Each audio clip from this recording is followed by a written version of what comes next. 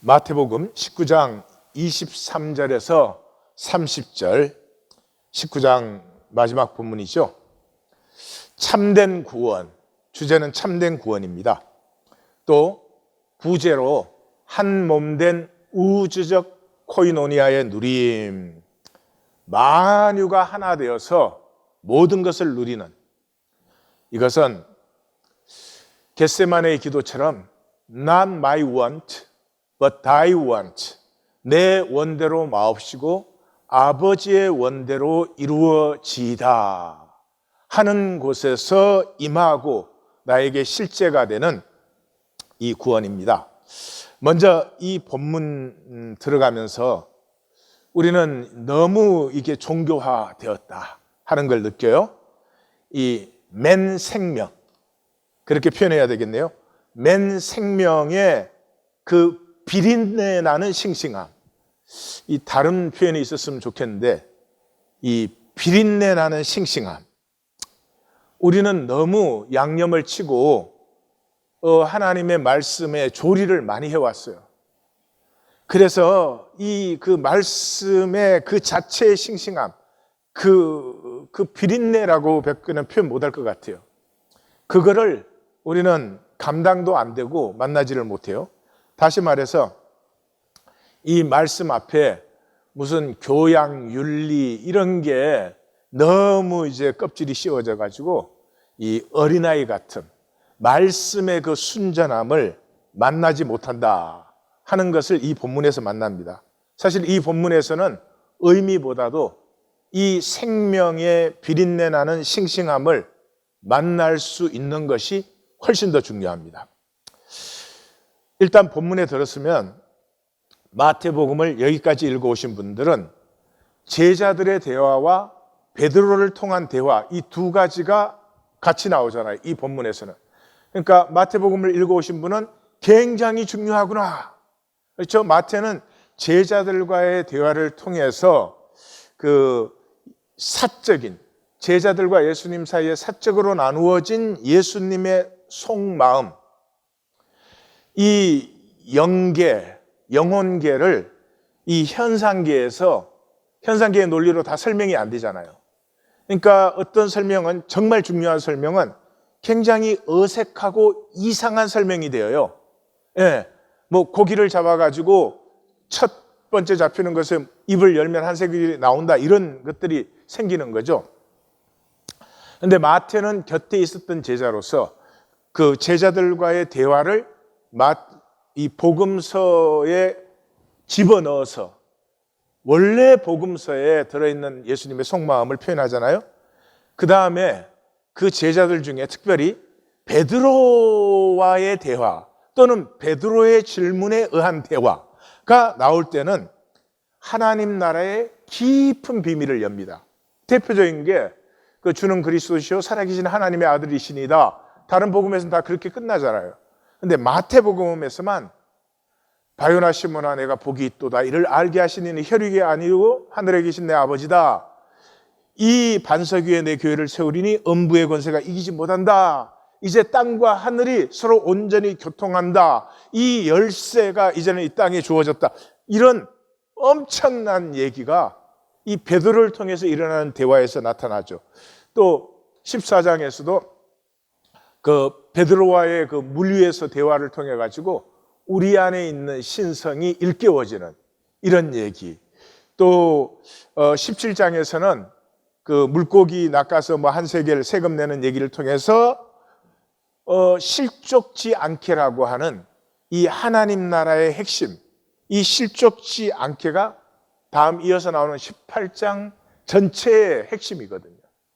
이런 것들, 또 18장에서는 1번에 7번 용서해라, 이런 하나님 나라의 굉장히 중요한 비밀들이 베드로의 질문에 의해서 드러나는데 이 두 개가 한꺼번에 나오는 본문이죠.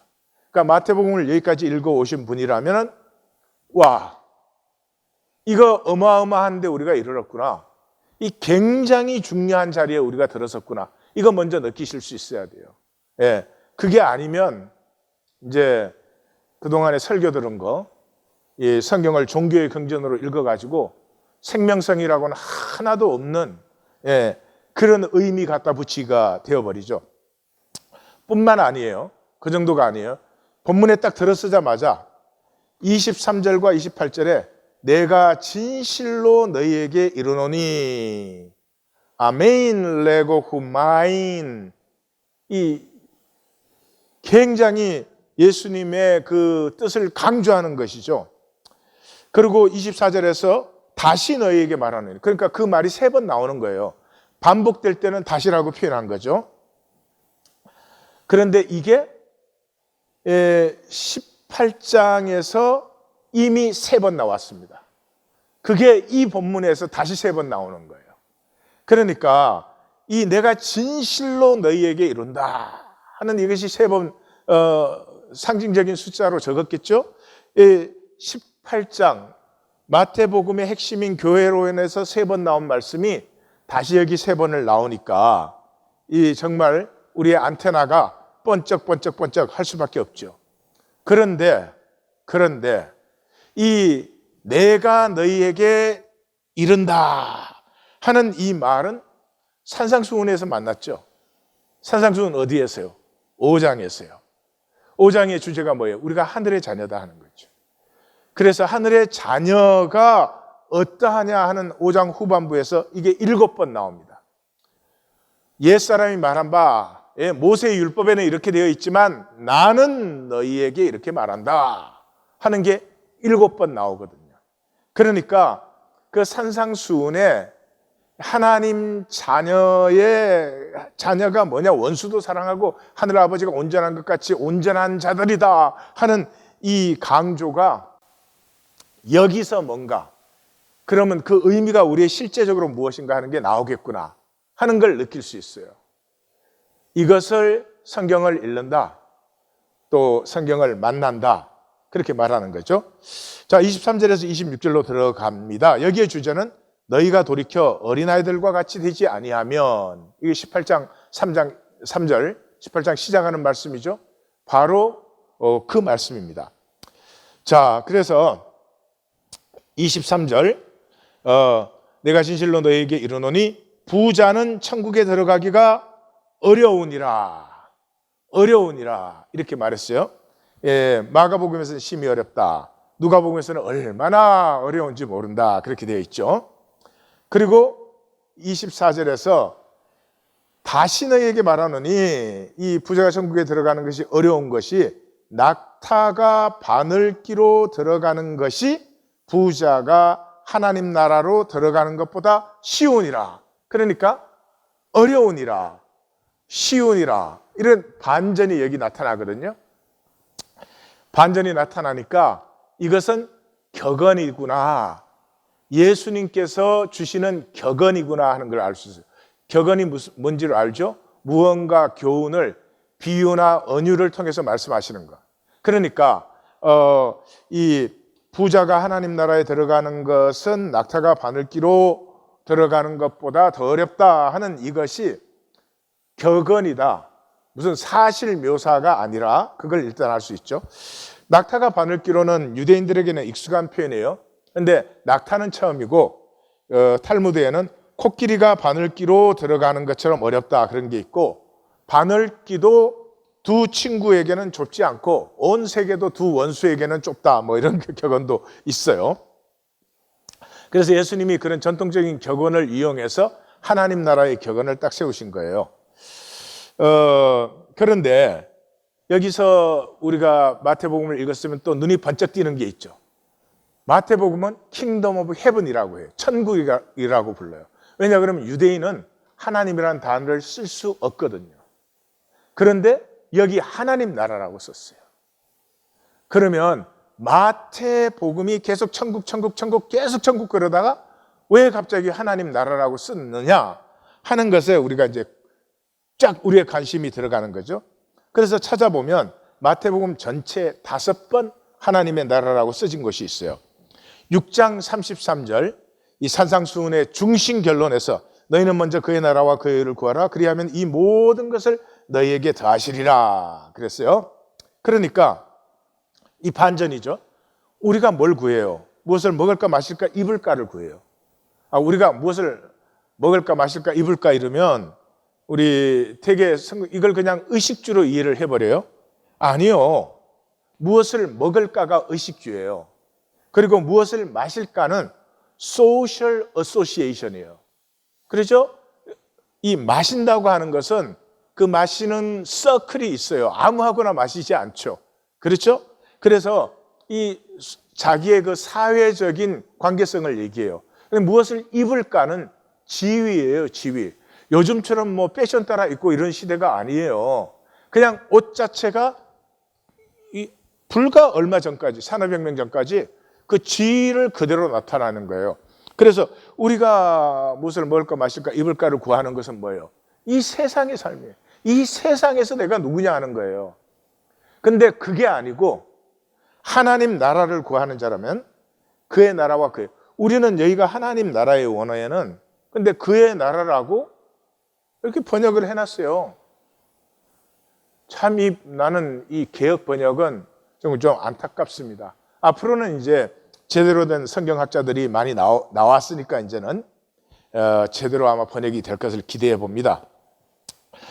12장 28절. 이건 지금 우리는 여러 번 강조한 본문이죠. 그렇죠? 예수님의 갈릴리 사역을 이 유대 종교 주류들은 바알세불 들렸다 그러잖아요. 그런데 예수님은 분명하게 딱 선언해버리죠. 내가 성령을 힘입어서 귀신을 쫓아내는 것이라면 하나님의 나라는 이미 너희에게 임했다. 그러니까 너희가 나를 바알세불이라고 하는데 너희 것 지키려고 무엇을 버리는지 똑바로 봐야 돼, 그 얘기예요. 오늘 본문에서 우리가 만나는 도전도 이거예요. 이때까지 해온 종교생활, 이때까지 내가 나름 잘 믿었단 말이에요. 그걸 지키기 위해서 우리가 무엇을 버리는지 이것을 우리가 스스로 잘 봐야 됩니다. 그 다음에 21장에서 두 번 나오는데 이건 전부 반전이죠. 내가 진실로 너희에게 이르노니, 그러니까 이 21장 31절은 이 내가 진실로 너희에게 이른다는 강조가 다시 나타나요. 그리고 세리들과 창녀들이 너희보다 먼저 하나님 나라에 들어간다. 완전히 반전이죠. 또 43절에서 그러므로 내가 너희에게 이르노니 하나님 나라를 너희는 빼앗기고 그 나라의 열매 맺는 백성이 받는다. 그러니까 여기 두 개 다 반전이에요. 그러니까 여기 반전에서 이미 30절에 반전이 나오죠. 먼저 된 자 나중되고 나중된 자 먼저 된 자, 이것을 미리 내다볼 수 있어요. 그리고 성경을 좀 많이 읽으신 분이라면 이 반전이 마리아와 한나의 노래죠. 마리아와 한나의 노래가 하나님 나라를 제일 잘 표현한 거예요. 그게 뭐냐? 하나님의 통치가 이 땅에 일할 때 반전이 일어난다는 거예요. 부자는 가난하게 되고 가난한 자는 부자가 되고 힘 없던 자는 힘 있는 자가 되고 힘 있다고 자랑하는 자들은 힘 없는 자가 된다 하는 거예요. 그러니까 세상 나라와 하나님 나라는 반대죠. 반대죠.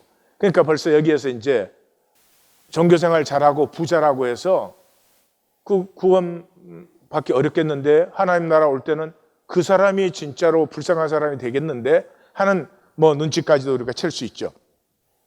자, 25절. 제자들이 듣고 몹시 놀라. 이 아람어는 부사가 없으니까 몹시도 동사예요. 그러니까 듣고 놀라고 또 놀랐다 이런 거죠. 삼중 사역 동사가 나오는 거예요. 그래서 이 마태복음의 계속적인 특징이 뭐냐 그러면 종교의 관습적 당위성을 깨는 거예요. 예. 유대교 뭐 지금도 그렇지만 부가 하나님의 복이에요. 그래서 그 당시 해당장들은 누가 다 했어요? 돈 있는 사람이 했어요. 그거 뭐 기독교는 달라요? 기독교 똑같아요. 이 교회 안에서 누가 대접받아요? 부자가 대접받아요. 돈 없는 사람 직분 시켜요? 직분 별로 안 시켜요. 돈 없는데도 직분자 되는 건 하나님 교회 외에는 본데가 없는 것 같아요. 하여튼. 예. 교회도 그렇죠. 대형 교회, 돈 많은 교회가 하나님의 권세를 가진 줄로 알아요. 지금 기독교 안에서는 돈이 모든 걸 주관하죠. 예. 노회, 신학교, 선교단체, 기독교 언론, 기독교 봉사기관, 그거 다 누가 조종하는 것 같아요? 돈이에요. 돈 있는 교회, 돈 있는 기관들이 그걸 다 주관해요. 돈 없으면 말 못해요. 그래서 이 소유는 제국 아이덴티티의 핵이죠. 그죠? 소유는 세상의 핵이죠. 예. 제가 이런 말 해도 별로 듣는 사람이 없어요. 근데 제가 만약에 이 하나인 교회가 한 10만 명 모이고 뭐 매주 연보가 한 수백억씩 나온다. 그럼 제가 거짓말을 해도 다 믿을 거예요. 예. 근데 재밌는 건 이것이에요. 세상에서 가난한 사람들까지도 돈을 자기의 아이덴티티로 삼아요. 이거 정말 이상한 일이죠. 네? 돈이 없으면 돈 있는 애들이나 그걸로 아이덴티티 삼아 나는 돈 가지고 내가 누군지를 규정하지 않는다. 이래야 될 것 같은데 안 그래요. 그래서 언제 돈을 더 버나 막 이제 이렇게 되는 거죠. 그래서 영혼이 깨어나면 어떻게 하면 돈을 더 버나 돈이 더 있어야 되냐, 그것이 관심의 중심이 아니고 어떻게 하면 내가 돌이켜 어린아이와 같이가 될까 하는 걸 구하고 자꾸 두드리게 되죠. 다시 말해서 내가 누구냐 하는 관점이 내가 돈이 얼마나 있느냐가 아니라 내가 하나님 앞에 누구냐 하는 것으로 바뀌게 되죠. 그러면 하나님 앞에서는 누가 칭찬받고 사랑받고 은혜 받아요? 어린아이 같은 사람, 어린아이와 같은 사람. 그래서 나 왜 이럴까? 나 왜 이렇게 계산에 빠르고, 나 왜 이렇게 어린아이 같이 못하고, 나 왜 이렇게 판단 정죄가 많고, 나 왜 이렇게 하나님 앞에 이 모든 것을 하면서도 그냥 순전함으로 나는 하지 못할까? 이렇게 되겠죠. 그러니까 제자들이 그렇다면 누가 구원을 얻을 수 있으리까? 어떻게 구원받는지 아십니까? 만약에 정답을 안다고 생각하시면 분명히 종교인입니다. 정답은 없습니다. 이렇게 하면 구원받는다, 그런 공식 없습니다. 성경 어디에 그런 공식이 나옵니까? 성경 어디에 그 답변이 들어있습니까? 여기저기 부분적인 표현들이 있죠. 그걸 가지고 기독교는 답변을 만들었어요. 그래서 답변을 다 갖고 있어요. 답변은 가졌는데 생명이 없어요. 생명은 있으면 반드시 자라나게 돼 있거든요. 그러니까 성화가 안 되는 것이죠. 그러므로 종교 생활을 하다가 영혼이 열리면 반드시 이 질문을 하게 되어 있습니다. 내가 교회 다닌다고? 내가 무슨 예수를 그리스도로 고백했다고? 내가 성경을 이해한다고? 내가 봉사했다고? 그런다고 내가 구원받은 게 아니지. 구원은 내가 무엇을 했기 때문에, 무엇 하기 때문에, 알기 때문에 이런 차원 이상의 것이죠. 그렇다면 어떻게 구원을 받을 수 있습니까? 하는 이 가슴 깨어지는 질문이 나올 때가 구원이 사실은 임하는 때죠. 구원을 받았다고 해도 구원이 이런 것이다, 이렇게 하면 구원 받는다, 그렇게 말할 수는 없지요. 사람마다 다르고 시대마다 다르고 하나님의 역사 자체가 시대마다 사람마다 달라요. 한 가지 굳이 표현한다면 이렇게 할 수 있어요. 구원을 받기를 원하세요? 하나님을 사랑하세요? 그 한마디 할 수 있어요. 그러나 사랑이라는 건 억만 가지의 모양과 억만 가지의 뜻과 억만 가지의 의미가 들어있는 것이에요. 그렇게 밖에는 표현할 수 없는 것이죠. 우리 하나님 교회는 저는 복된 교회라고 생각합니다. 왜냐 그러면 우리 하나님 교회는 세리와 창기와 죄인이 있어요. 종교 생활은 없는 거예요. 예, 누가 자기를 창기라고 생각해요? 누가 자기를 세리라고 아이덴티파이. 종교에는 절대 없는 일입니다. 기절할 거예요 아마. 창기와 세리와 죄인이 되면 어떻게 됩니까? 하나님 앞에 무익한 종이 되어버려요. 정말 정성으로 섬깁니다. 근데 섬긴다는 의식 없어요. 그 섬긴 것 가지고 무슨 뭐 내가 이런 거 합니다 이런 것도 물론 없어요. 그런 성도님 앞에는 제 고개가 저절로 숙여져요. 정말 감사함으로, 정말 존경함으로 깊이 고개를 숙여요. 저한테 그런 인사를 못 받아본 분은 못 받아본 거예요. 예. 26절에 예수께서 그들을 보시면은 엠블레포 그런 단어예요. 그런데 이 엠블레포는 마음의 눈으로 보는 거죠. 마태복음에도 역시 몇 번 더 써져 있는데 공중의 새를 보라. 그 새를 보라는 말이 아니죠. 새를 먹이시는 하나님을 보라라는 거죠. 또 벳세다의 맹인의 눈이 열릴 때 처음에 안수했을 때는 사람을 보고 나무 같은 것이 걸어다닙니다 이래요.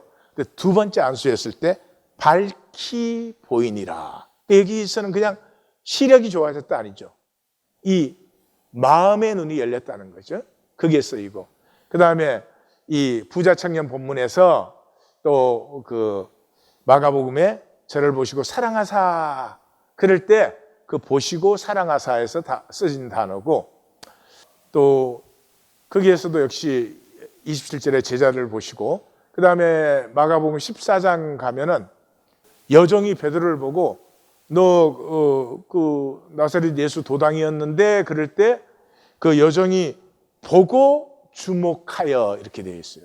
그래서 단순히 베드로 봤다는 말이 아니에요.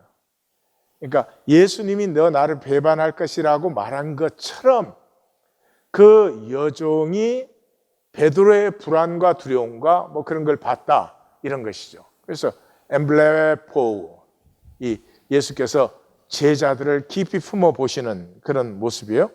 사람으로는 할 수 없으나 하나님으로는 다 할 수 있느니라. 예, 사람으로 할 수 없다, 하나님으로는 하신다. 이것의 핵심적인 의미는 이 구원은 하나됨이죠. 하나됨이죠. 존재적인 것이죠.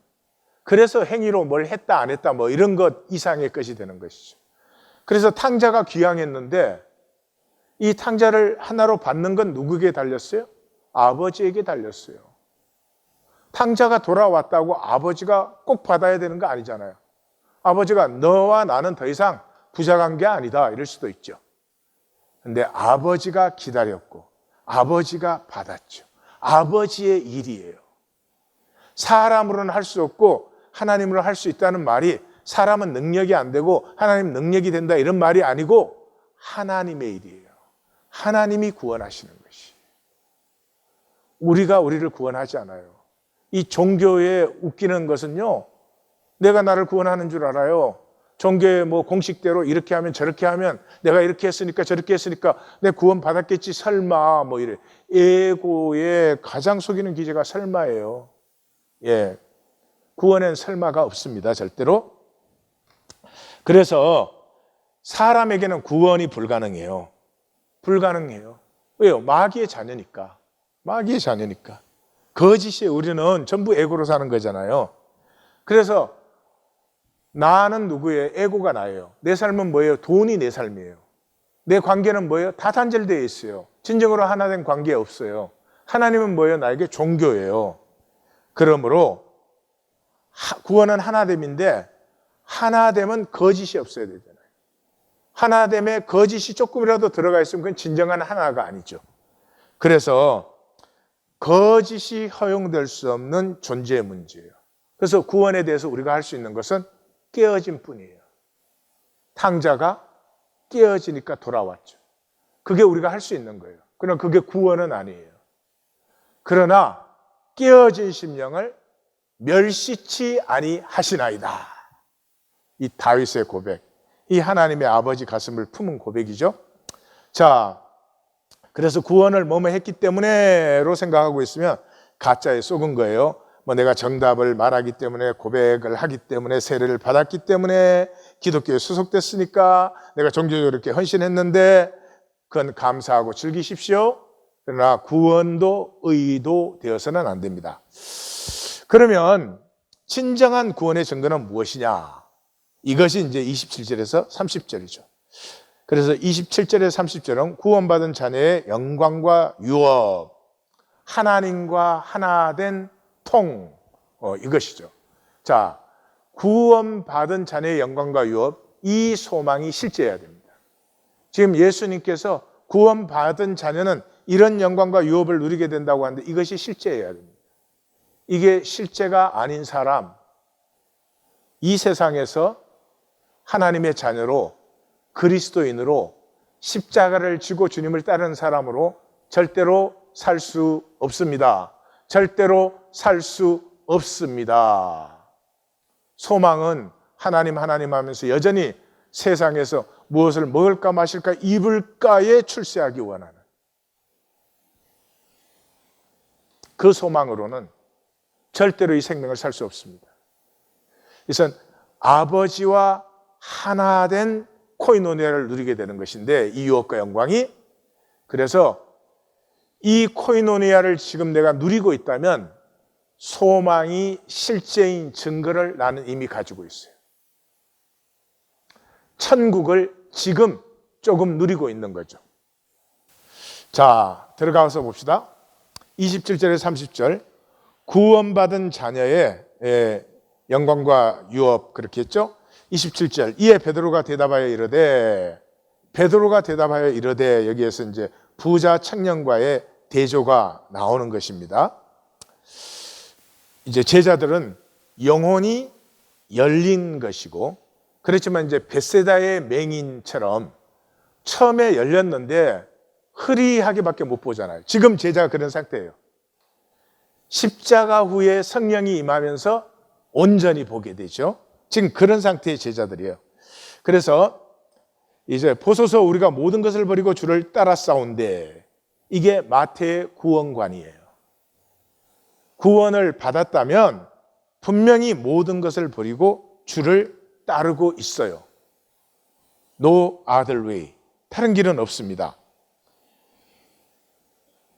이뚜 햄마이스 아피아미 파스, 그런 것인데, 이 아피아미가 버리고 파스는 모든 것인데, 우리는 번역상 이렇게 순서가 바뀌어 있지만, 그래서 이 버리고 하는 게 무슨 버려서 홈레스 되라, 그럴 수도 있겠지만 그건 아니죠. 그죠? 내 것이라는 주권을 버리는 것이죠.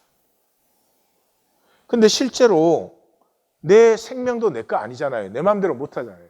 내 몸도 내 것이 아니잖아요.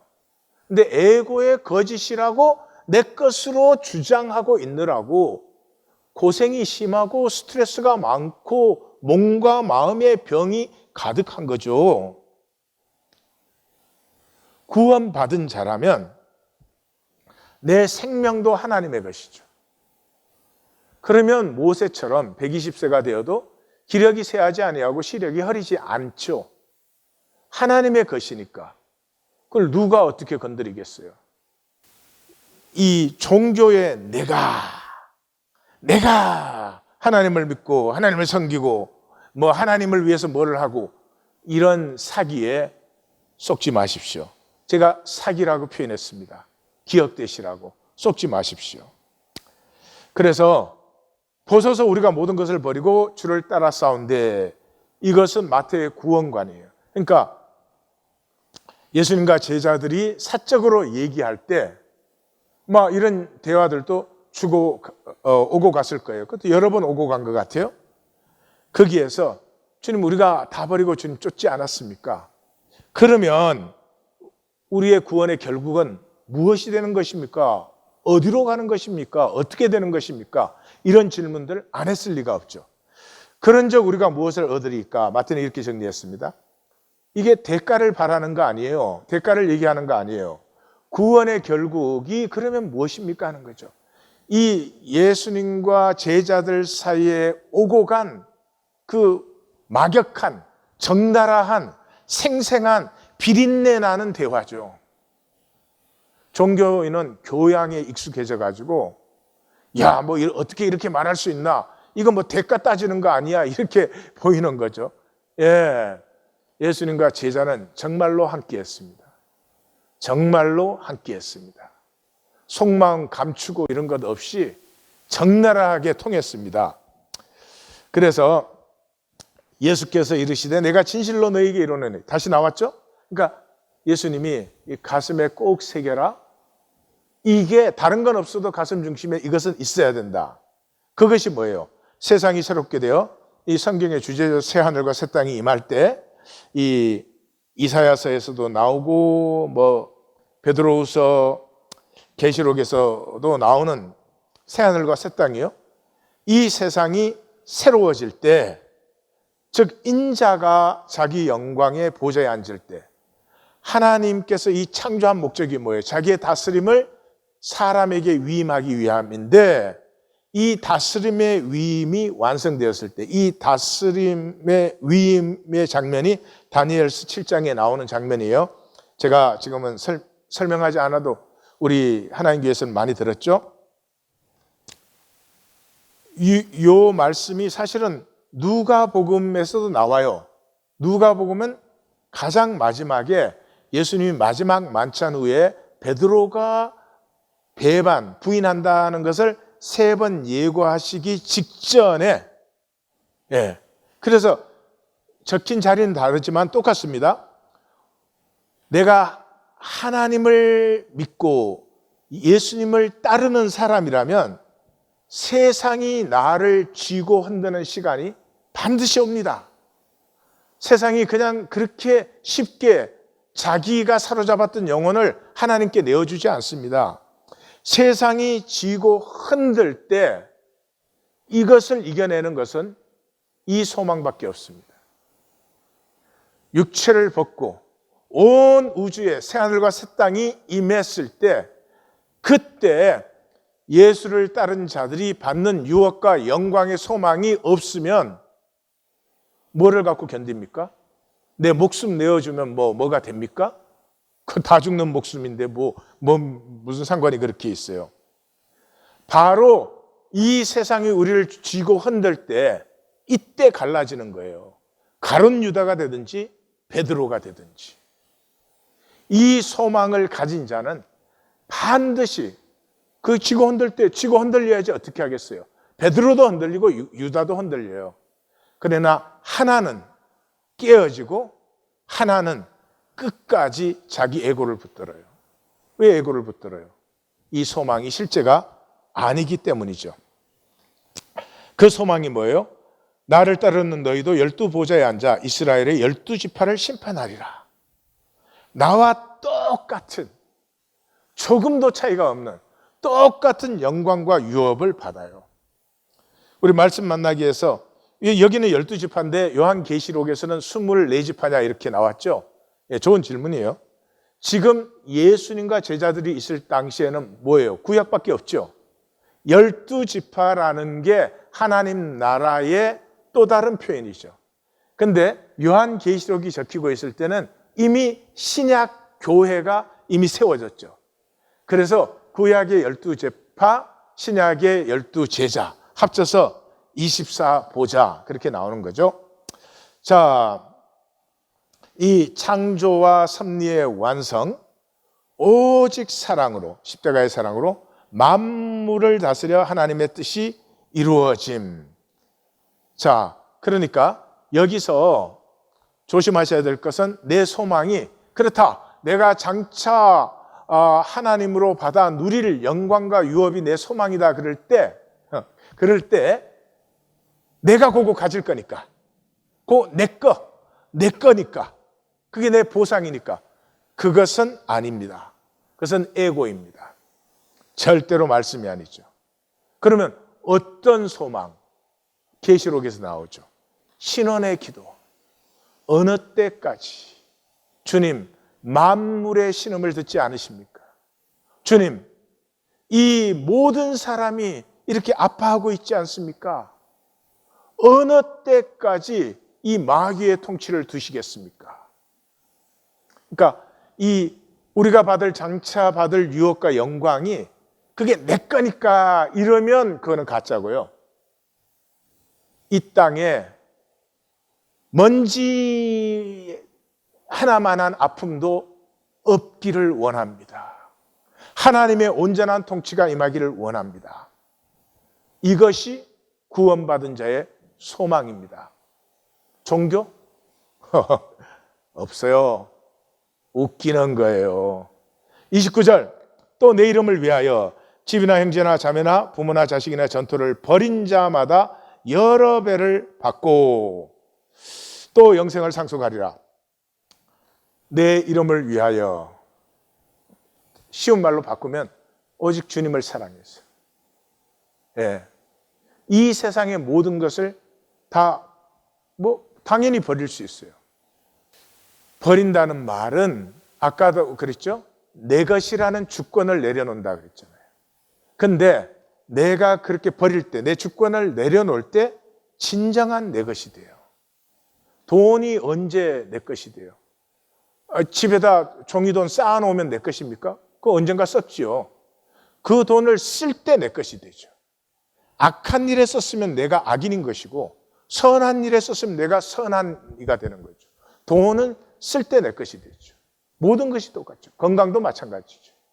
예, 건강하다고 해서 꼼짝 안 하고 건강 지키죠? 그렇습니까? 아니죠. 그 건강을 가지고 어떤 삶을 살았느냐가 진정한 내가 되는 것이죠. 예, 그리고 이 마태복음에서는 박해가 빠져 있죠. 마가복음에서는 여러 배를 받는데 박해도 받는다 그러니까 지금 마태는 뭐를 강조하고 있죠? 예수님을 따르는 사람들은 예수님과 똑같은 유업과 영광을 받는 이 소망을 보지 못하는 자는 따르는 자가 아니다 하는 걸 보여주죠. 이 소망을 강조하니까 이 박해는 마태복음에서는 표현이 안 되어 있죠. 또 영생을 상속하리라. 영생이라는 게 하나님과 동일한 존재 방식을 말하는 거죠. 하나님의 본질은 사랑, 하나님의 형상은 존재 방식 삼위일체. 그러므로 하나 되어 사랑으로 하나 되어 모든 것을 누리는 그 삶을 영원히 살게 돼요. 그러니까 살수록 영원히 무한해지는 것이죠. 야베스의 지경이 한없이 넓어지는 것이죠. 그러므로 구원받은 자녀는 내 것 없어요. 이 내 것이 저주예요. 이 내 것이 뭐가 됐든지, 내 건강이 됐든지, 내 돈이 됐든지, 내 관계가 됐든지, 내 가족이 됐든지 내 것이 되는 순간 내가 지켜야 돼요. 자신 있으면 하세요. 구원은 아버지의 것이에요. 그 아버지의 것이니까 잘 관리하시고 복되게 해주시고 나는 누리면 돼요. 어떻게? 천국의 제자된 서기관마다 곳간에 드나들며 새 것과 옛 것을 마음대로 누리면 돼요. 뭘 내가 손아귀 잡고 있는 게 아니죠. 주님과 똑같은 영광과 유업을 누려요. 그게 뭐예요? 사랑이죠. 사랑. 예, 사랑이기 때문에 자식이 어려서 아무것도 지금 돈 1푼도 못 벌어. 그래도 아버지 것 다 누리게 해주죠. 사랑이니까. 예, 설명도 좀 그렇다. 이거는. 자, 30절. 그러나 먼저 된 자로 나중되고 나중대로 먼저 될 자가 많으니라. 많으니라. 이게 이제 다음 주 본문에서 또 반복되는 것을 볼 수 있어요. 그러니까 이 반전은 세 가지를 포함하고 있어요. 첫째는 이 본문 전체가 지금 어디서부터 시작됐죠? 부자 청년 본문부터 시작됐죠. 그렇죠? 그러니까 천국에 스스로 고자된 자, 이혼 본문, 어린아이, 그 다음에 부자 청년 본문이죠. 부자 청년의 본문에 이어서 지금 제자들이 질문해서 진행된 거죠. 그러니까 먼저 된 자가 지금 누구예요? 부자 청년이에요. 그는 종교적으로 온전했고 참으로 훌륭했어요. 그러나 오히려 갈릴리에 천한 것이라고 천대받는 제자들이 앞서게 돼요. 그게 첫 번째 의미예요. 두 번째는 동시에 제자들에게 경고하고 있어요. 지금 너희가 나를 따른다고 그것이 뭐가 된 것처럼 생각하면 너희가 나중된다. 그게 누구에게 적용됐죠? 적중됐죠? 가룟 유다에게 적중됐죠. 세 번째는 이제 십자가와 부활과 성령 강림으로 이루어지는 교회 안에 싹 틀 수 있는, 그죠? 그게 역시 사람이 함께 하기 때문에 자기가 앞섰다고 생각하는, 영적인 면에서는 앞서고 뒤서고가 사실 없지 않아요? 하지만 그렇게 생각할 수 있는 이 세 가지의 의미를 가지고 있어요. 그래서 현상계의 종교적 구원으로 쏘기는 에고에 쏙지 말고 깨어져 영혼이 열려야 된다. 내가 종교에서 그래도 이렇게 내가 모태 신앙인데, 그런 에고에 쏙지 말고 깨어져서 영혼이 열려야 된다. 종교에서 앞장서 있을수록 가짜 농도가 높을 수밖에 없어요. 그렇잖아요. 우리 인간끼리 모임과 조직과 이 전통 속에 와서 이렇게 뭐를 하려고 하면은 내가 무슨 정말 100% 임재 안에서 100% 중심의 진실로 하면 모르겠지만 그럴 수 없잖아요. 그러니까 가짜 농도가 높을 수밖에 없어요. 그럼 그건 밴뉴스인가? 아니에요. 좋은 것도 나쁜 것도 아니에요. 내가 어떻게 받느냐에 따라서 은혜도 될 수 있고 저주도 될 수 있어요. 그게 세 번째예요. 가짜 농도와 위선 강도, 위선의 강도, 이 거짓된 것과 깨어짐의 강도, 이 중심의 진실은 정비례해요. 똑같아요. 가짜 농도가 높아질수록 더 위선적이 될 수도 있고요. 가짜 농도가 높아지기 때문에 가슴이 깨어질 수도 있어요. 그러니까 마귀에게 쏘으면 끝까지 위선적으로 있죠. 성령께서 감동하시면 어찌할꼬 깨어져 중심의 진실이 열리게 되는 것이죠. 나눔 가이드.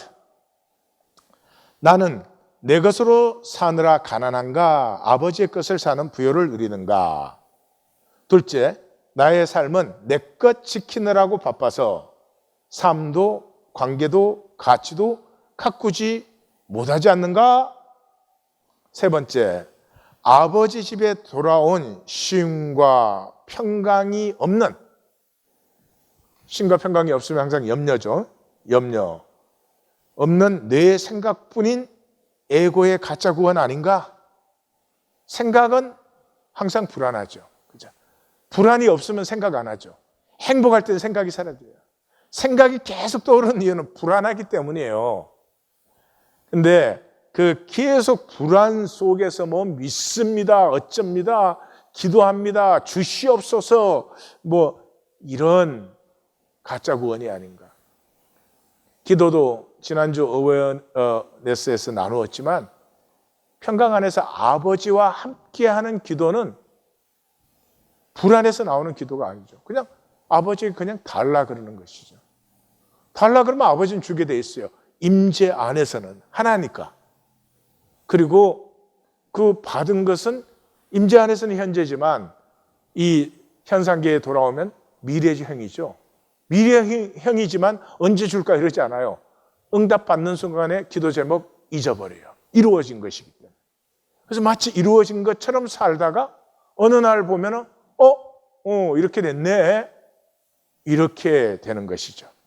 한번 이 세 가지 진지하게 나누시기 바랍니다. 기도하십시다.